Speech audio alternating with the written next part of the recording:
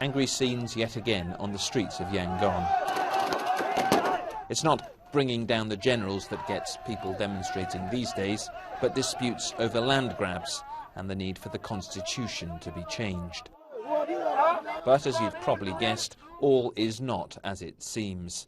Everyone you can see here is a policeman, and this is part of a course in crowd control being run by the European Union.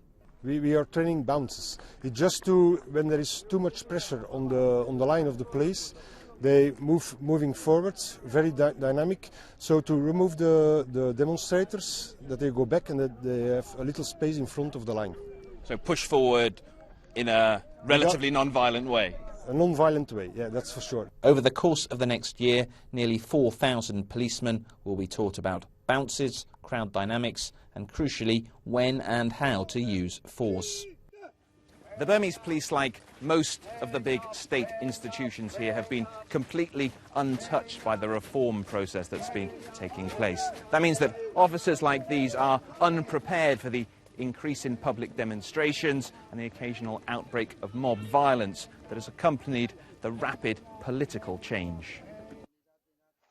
In the last few years, the Burmese police have been seen at their very worst. During violence in central Myanmar, riot police were filmed looking on as Buddhists burnt Muslim homes.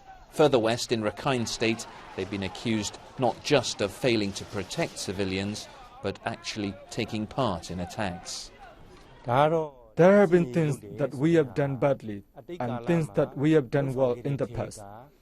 This sort of training helps us find our weaknesses and correct them, and can improve all aspects of the way we operate. And we get this a lot in the UK, when we get protesters. Donors like the EU know that after 3 dramatic years, many believe that reforms have now stalled. Myanmar's democratic spring may be followed by winter, not summer. We have come here because there was a momentum. So the EU came here when there was a transition. We have decided to lift the sanctions. We have decided to reinstall a preferential trade treatment. We have given political support. We are giving financial support. All this is, of course, on the assumption that the transition continues. If reforms are halted, the commitment of the police to their new training will almost certainly be put to the test.